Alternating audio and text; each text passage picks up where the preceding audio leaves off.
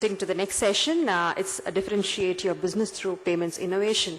So I would request Thane to make the introductions, please. Thank you. Very good afternoon, everyone. Can I get a good afternoon, please? Good afternoon. It's not louder. Good afternoon. Okay, great. Thank you so much. It's a full house again on the payment tracks. I have the honor of introducing an amazing panel today. So please join me in welcoming Mr. Ashish Hemra, Ashish, founder and CEO of BookMyShow, one of the panelists. Mr. Mekin Maheshwari, head Payzappi. Yeah, please. Mr. Vishwas Patel, co-founder and CEO of Avenues India Limited. Mr. Subramanya Sharma, CMO and head of products Cleartrip. Mr. Bukul Skani, SVP, Small Business Payments, Citibank. To moderate the panel, we have an amazing Nitin Gupta, co-founder and CEO, PayU India. Nitin, the stage is yours. Am I allowed to go into the introduction much? The title says it all. We have prepared a large list of questions here, something, you'll get some nice insights from the panel here. And I'll jump straight to those questions.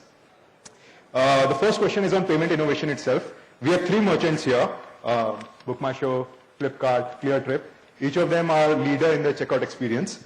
So what I want to ask each of them, starting with Ashish, is how did they use payments to create a strategic differentiation for themselves and also touch briefly, if possible, upon the store card solution. Thanks for having us over. So, of course, we all understand the challenges around, banking in India. There isn't a large enough bank population, use of credit card, debit card, challenges around cash on delivery. But, I mean, Flipkart and Cleartrip are great guys to talk about a lot of that, and, they do tons of that work and some great work.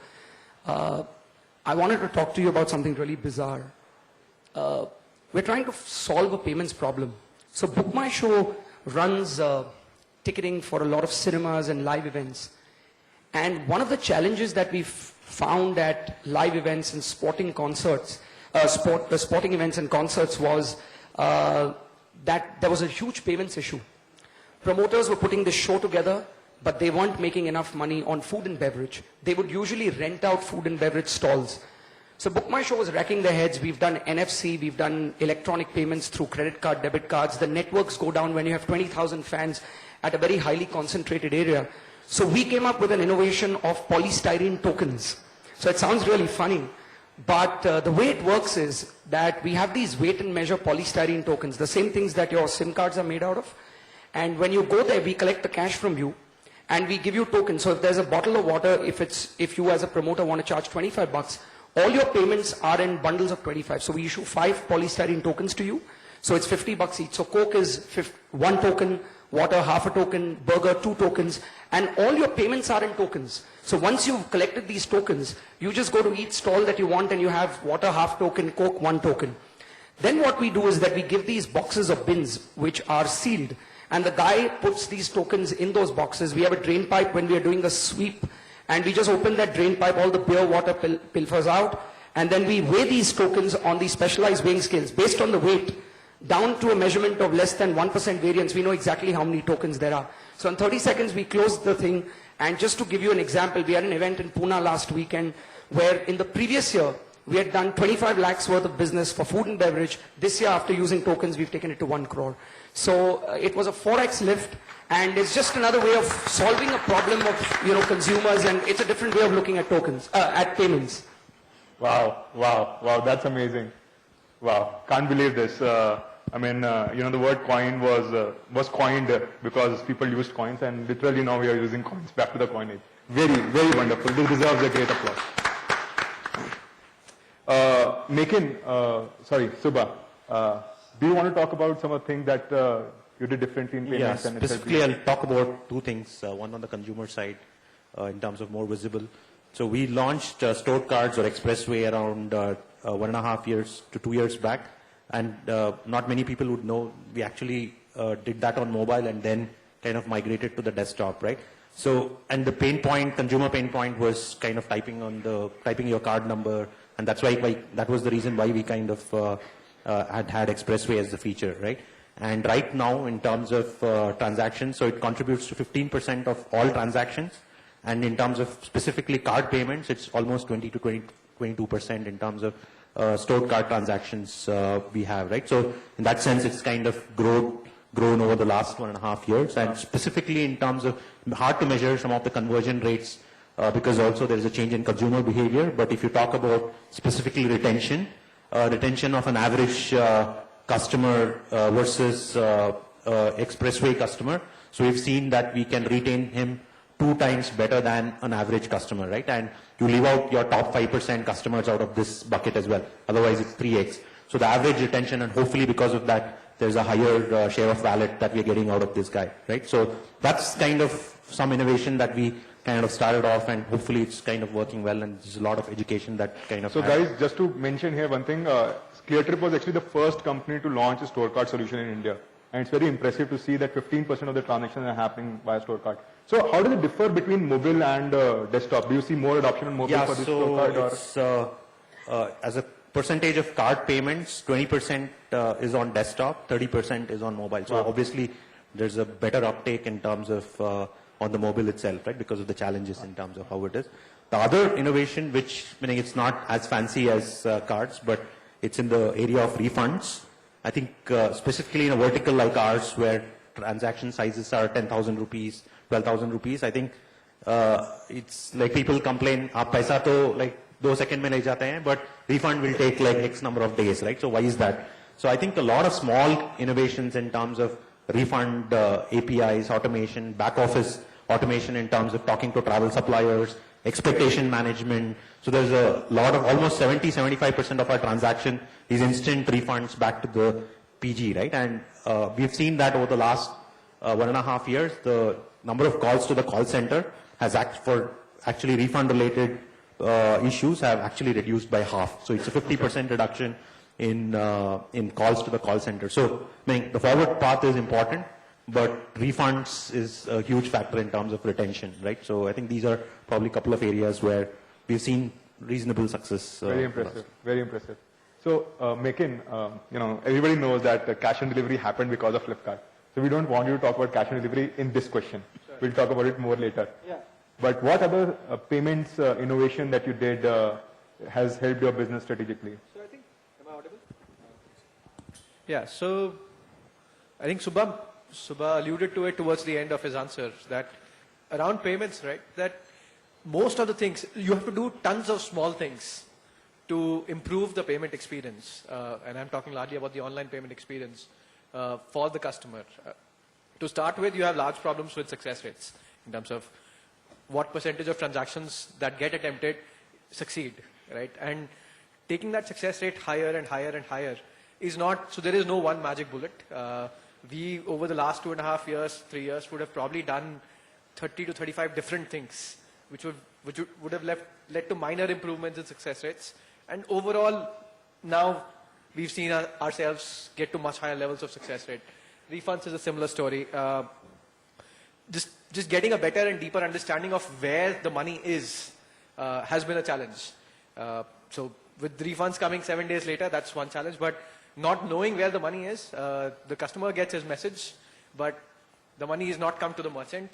And figuring out where in that supply chain of money the money is a large challenge for cards, for net banking. And we've had to work with individual players to make that much better.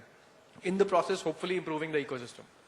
I think on the specific pieces around saved cards, we see very similar numbers. The one large insight there is that after somebody had saved their card on Flipkart, their ratio of cash on delivery orders reduced dramatically. So typically for people who saved cards, before they saved the card, they would do about 40 to 45% of their orders, their transactions would be cash on delivery.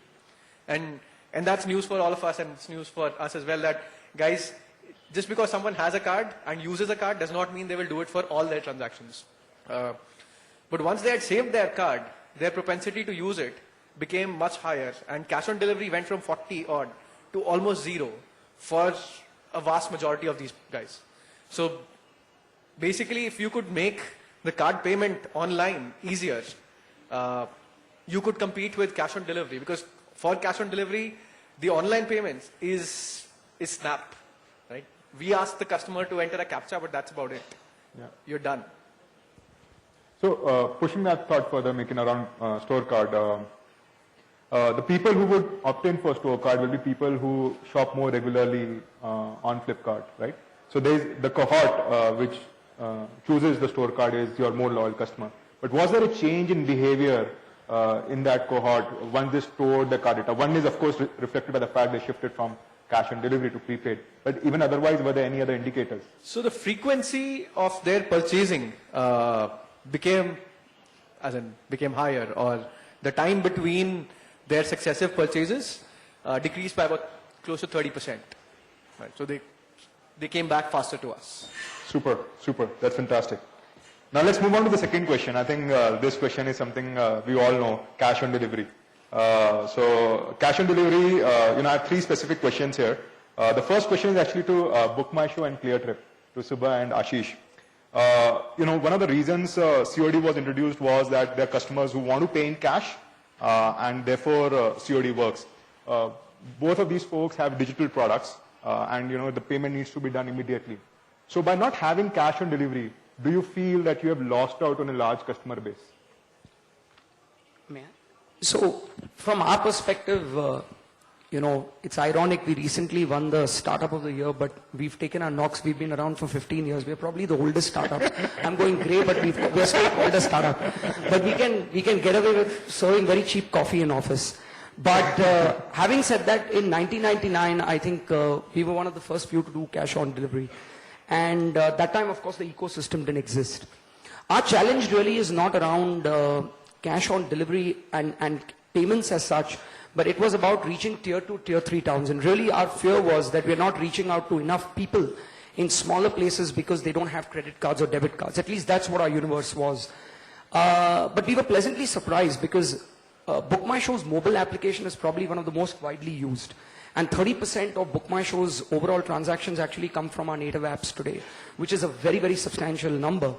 And it's largely now being fueled and driven by Android, obviously. Our LTV on the iOS credit card customer is the highest, but it's largely being driven by Android in tier 2, tier 3 towns. And we're seeing about 150% to 600% growth rates in these tier 2, tier 3 towns. And it's largely driven by mobile. But all the payments are electronic payments. There's no cash. And I think that was really the problem to solve, which was connectivity and ease of use. It being an impulse purchase. Also, ours is a digital product. It's a very low-cost item. And there is a higher frequency because movies keep changing. I can't force somebody to watch Jawani Diwani if he doesn't like Ranbir Kapoor. So my problem is slightly different.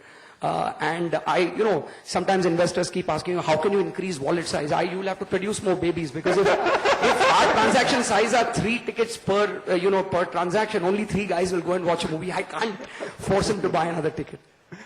Fair enough. Subha, what do you think? Yeah, so we wanted to test this hypothesis on COD because we had the same question, I think, 3 years back. So we actually rolled out cash on delivery as well as pay by cash, right? You can walk up to the nearest ICICI Bank or Axis Bank to pay cash and then receive the ticket. And we also had to change our flow in terms of, because it's instant ticketing and all that. So we actually took a hedge in terms of pricing, and we said, if we don't do same day departures, we do 3 days plus departures and all that. So we did all these change, and we want to test this hypothesis.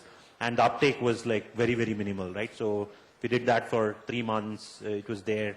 Only like what we also saw was interestingly where card failures were there on slightly high ticket transactions. People were opting for cash on delivery, but other than that, there was no traction. So in terms of digital goods, I completely agree. Probably doesn't make sense, especially for instant transactions where we see, right? But it depends on market, like in UAE, where we have cash collection, UAE exchange, we have tied up with them, and there we see 7-8% in terms of transaction happening on cash, right? Where somebody goes to a UAE exchange store and pays and then gets ticketed in terms of on email or wherever, right? So yeah, but we haven't seen success specifically in this market for instant purchase transactions. Okay. Very interesting. Very interesting. You want to add anything? Yeah, so for Flipkart, I just want to share for folks who don't know, we see a lot of cash on delivery, and maybe it is limited to physical goods. Oh, I didn't know that. Yeah, so 2/3 of our transactions actually are cash on delivery in number of transactions. By value, though, they are less than half. So let's push this more. I have 3 more questions for you. Okay. You have your own network to do cash on delivery, right? The cost of cash on delivery, how close it is to the online cost, paying by card or doing net banking. How is it for you? I have bankers and aggregators here, but I will still go ahead and say that for us now, the cost of doing cash on delivery is now lower than online payment methods. Oh, really? At least some online payment methods for large parts of it, right? And that's inclusive of returns, that's inclusive of the cash management services that we use banks for. So the cost of actually going and collecting cash still works out to be cheaper. And you're right that this is a scale challenge, or the economics start working out at a certain scale. So how does a small and medium enterprise deal with this when when they don't have the scale? You lead somebody else on the phone. I have a solution. Sell to Flipkart. Oh, well, they can be a market. They can be a seller on Flipkart. So do you want as a retailer to reduce COD? See, from an organization or a business perspective, we're a customer-centric company. We want to do what customers want, and we put out all the options there, and we are happy to have customers do what they would want. That said, yes, as in moving towards less cash would make things much better, right? But I don't think we're going to actively do anything to go away from what customers are choosing. Okay, Mukul, I would like to pull you in here. So in a way, you would like customers to pay you in a Zippy, right? Yeah, but just to add to that, if you give the customer the ability to pay by card at the point of sale, he does use the card a lot as well. Right. So Right? Yeah. So, and that's, I think, what makes it easy for the transition to happen. And that's my next And- question for Mukul. So basically, guys, we have seen an advent of MPOS devices where you can plug in that small device into your phone and swipe your card. And of course, EasyTap, MSwipe, etc. have been leading that in the market. And Citibank, as a banker, has been leading it from the banking side. So I want Mukul to share some experience around it. How has he seen the adoption of the MPOS devices? And particularly when it comes to cash on delivery, how has card on delivery replaced cash on delivery? Talk about some insights there. So it's about making it easy for the customer to pay at the point of sale. And we found some very, very interesting kind of use cases which has been working for us. So we partner with a lot of e-com companies and we enable their cash on delivery delivery agents to pick up on card on delivery. And we've seen actually a 30% shift from cash to card. Oh, really? 30%? That's just, card penetration. Wow. So 30% of the payments are actually now moving from cash to card. Okay, And interesting. we've done that with multiple e-com companies and we see that happening quite regularly. So 30% in terms of volume, but 18% in number of transactions. But that's bound to happen because card transactions tend to be slightly higher, right? But the other thing is the interesting use cases that we've seen. So we've seen some smaller merchants and some enterprise merchants move towards the MPOS side.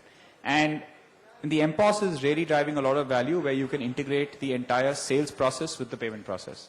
So insurance is a big one there. So general insurance companies, when they want to sell a policy, they equip a sales agent with a tablet device which has the ability to go create a policy. He goes there, he generates the policy, he collects the payment on the spot. We're seeing a lot of stuff happening out there. And then all kinds of other business models, yellow pages, people who are going out and sell. So wherever we are seeing a sales agent being able to accept payments by card, and we are able to enable him to accept the payment by card, we are seeing transactions happening fairly quickly.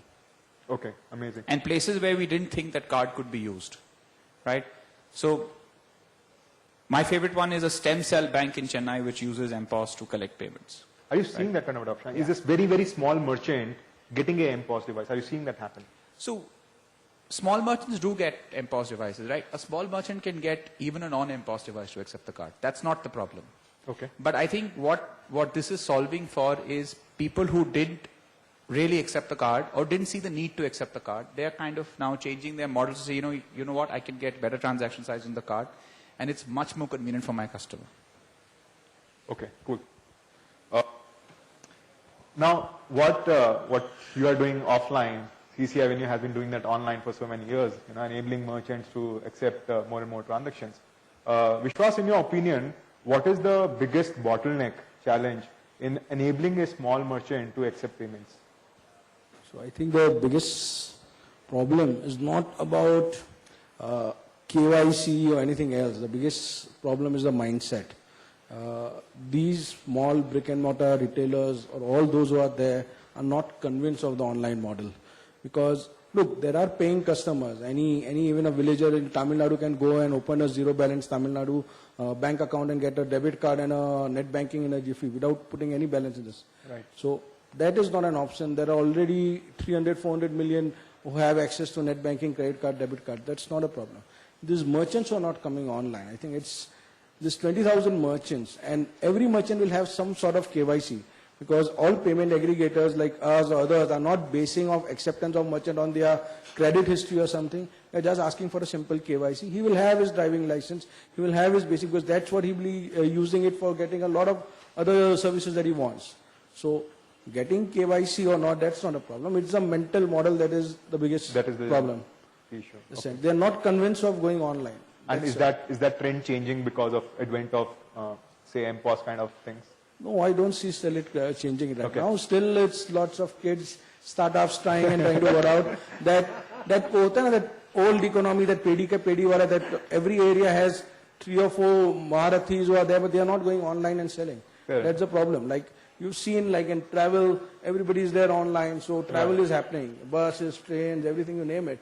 Be it on the ticketing side, everything is there. So you can buy everything, people will go and buy. But online, you see your local guys. Who are the big guys in your locality? Are they online? Are they competing online? No. So there's no value creation happening.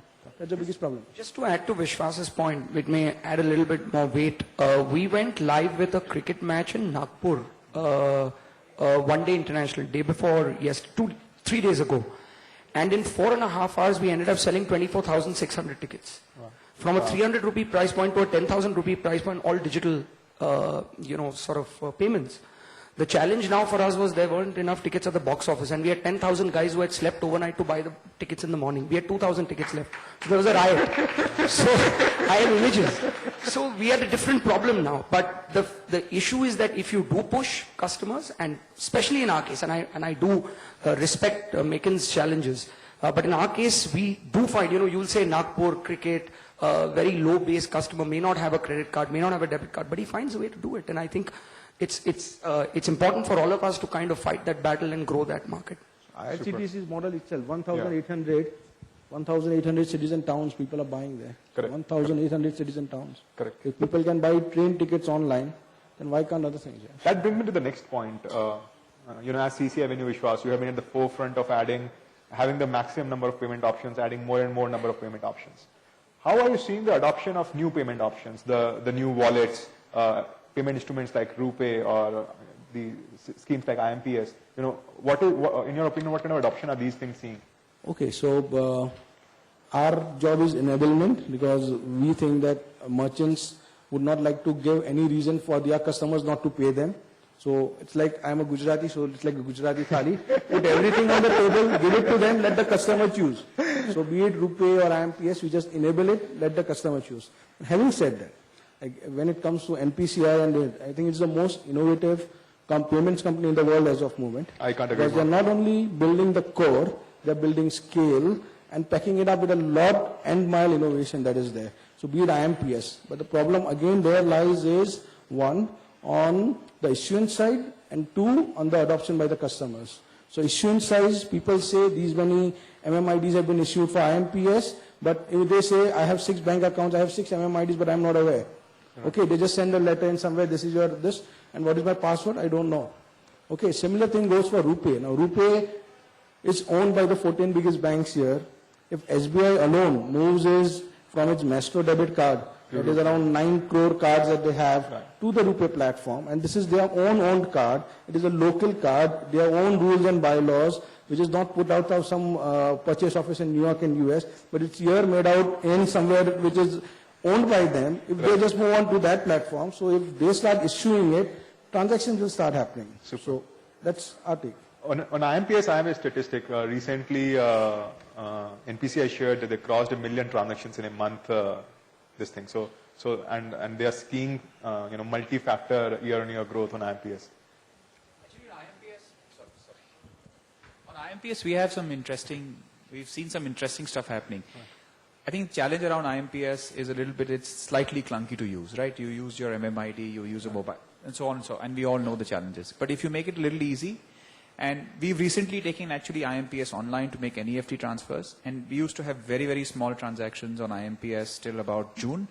We took IMPS online to make NEFT transactions. In September, it's 25 times the number of transactions that happened in June. Yeah. Wow. So it's a great platform.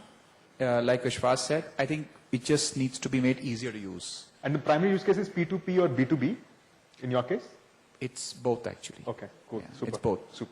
So guys, time is up. 25 minutes are up, and we're going to keep the last 5 minutes for questions. So if you have questions, the panel will be happy to take them. Please.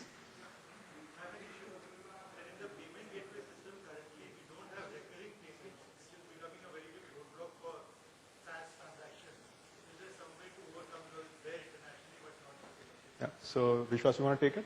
So from RBI perspective, there was a regulation where the recurring billing piece got affected because of the 3D secure thing. Because every transaction has to go through that compulsory recurring payments. You want to charge at will. That's why there was some ambiguity in it. As of now, recurring payments is still allowed. Banks, acquiring banks are still giving, but because of the high chargeback, they are only giving merchants with a good credential. Like if you're a big publications with regular magazine subscriptions or others, it's still continuing. There's nothing banned. RBI is going to come out with a legislation trying to streamline the entire recurring billing process. So there is some direction already given that the first transaction has to be through VBV secure code, and then later on you can do a batch upload and get it on a recurring cycle that is there. But it's from the acquiring bank's perspective, they are allowing it to very selective merchants. Yeah. That's why it's not going on a mass. So it's there for insurance, for example, but for SaaS companies, there has been, as you said, traditionally the bank has been wary of the category, worried about chargeback. But that mood is also changing. People like me and Vishwas are working hard in convincing the banks that this is the new thing. We have to take that risk. So I'm hoping that very shortly these kind of categories will also open up. Please. Okay, my name is Dilip. I was asking this question to Swami a little earlier as well. That especially Vishwas or anything can answer for the challenge here is adoption of merchants. So if I'm a merchant and I'm not selling digital products but offline product or offline services, right? And I want to give this enablement to my customer to buy my services and pay it at EMI. Right? And I want to get into an online mechanism where my per transaction per customer is, let's say, ₹1,00,000. I'm in a traditional service. And I give him an ability that you can buy my services, which is one time, but not subscription, but pay me in EMI, which makes, and I'm in a B2B system targeting the SME market. Do we have any infrastructure right now which supports the complementary? So EMI is available on, as far as CCI is concerned, we have EMI across 6 banks and American Express also. So 6 banks we can convert into 3, 6, 9, 12 months. There has been a lot of ambiguity lately.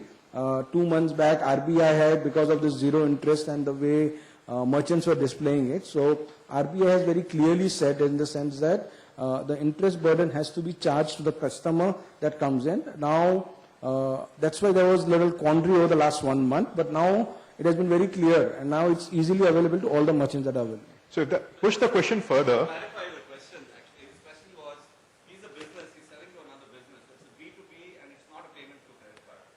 Yeah. So let me take that. See, what's happening is somebody has to take the credit risk of the merchant because the merchant will get paid next day, the entire amount. But somebody has to take the credit risk of that customer. Now, in a credit card, the credit card company is willing to take that risk.